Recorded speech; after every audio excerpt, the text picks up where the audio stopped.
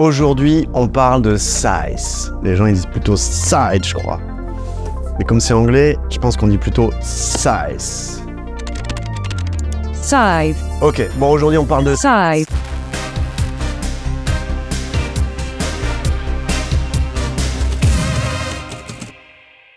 Sorti en 2016, on le trouve dans pas mal de top experts. Son créateur, Jamie Stegmaier, a l'air de pas trop rigoler. Il a fait des viticultures, tapisseries, des noms qui pop à droite à gauche. Et ce petit malin s'est trouvé un illustrateur, Jacob Rosalski, dont vous pouvez admirer le travail juste derrière moi. Une plonge dans une uchronie steampunk d'entre-deux-guerres, ambiance guerre froide, des gros mechas, c'est beau gosse. Ah non, là on a envie de lui commander des prints, de partir en week-end avec lui à Clermont-Ferrand, lui chanter du Whitney Houston, c'est du super taf. Qu'est-ce qu'on dit? Ah ben on dit bravo Jacob, évidemment. Jacob, ça s'écrit Jacob, Jacob, je sais pas. 16e sur BGG, 12e sur MyLudo, le jeu a l'air solide. Mais 2016 c'est loin. Il y a des centaines de jeux experts sortis depuis avec des mécanismes qui sont plus ou moins équivalents. Il va falloir trancher. Et oui, c'est ça classique board game, on n'a pas le time. On est là pour se construire une bibliothèque parfaite. On n'a pas le métrage carré de se coller des calax moches, blindés de boîtes poussiéreuses. On veut que des bangers. Et qui de mieux pour vous conseiller qu'un énorme noobs qui démarre les jeux de plateau depuis moins d'un an? Répondez pas assez rhétorique. Ça, c'est un style 4X. Donc on va explore, on va extend, on va exterminate.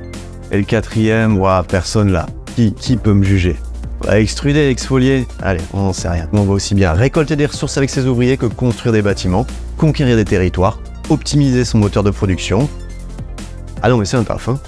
Et parfois, on va se foutre un peu sur la gueule. Chaque joueur incarne une faction différente représentée par un héros pour la plupart beaucoup trop badass.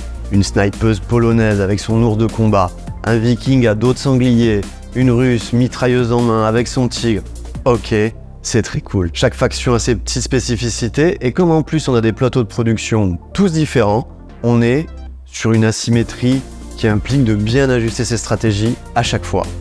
Tu améliores ta prod, tu chopes des territoires, tu remplis des objectifs et tu prends tes petites étoiles. À 6 étoiles, on arrête tout top, main en l'air, il n'y a pas de... on finit quand même le tour, on compte les points, l'argent, les ressources et c'est terminé. Tout est fait pour que le gameplay prenne sens au cœur d'un monde qui vit. Je vais mettre mes petites lunettes de narrateur. Après une longue campagne sanglante en Crimée, au détour d'une promenade en prairie, je traverse un charmant village rural. C'est un petit moment de convivialité avec Piotr, un paysan fort accueillant.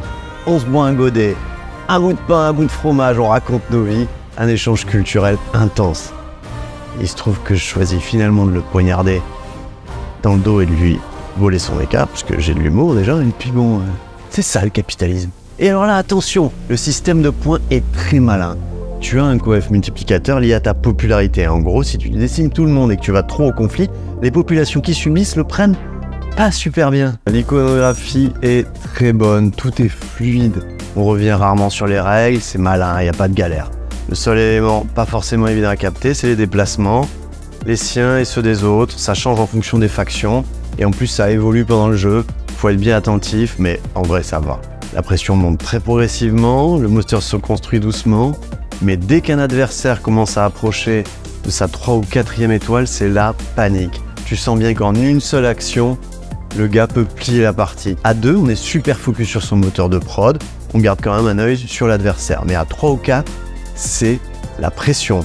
Tout le plateau est menaçant, ça se négocie pour pas se faire attaquer, ça fonce au centre pour choper les territoires clés et les technos. L'heure du bilan, c'est quoi mon avis? Le thème est dingue, le matos extrêmement digne, le gameplay millimétré, c'est passionnant, c'est tendu, c'est frustrant, c'est épique, ça va directement dans ma ludothèque, c'est l'amour, c'est complètement un classique. Restez pas loin, on va tous les tester.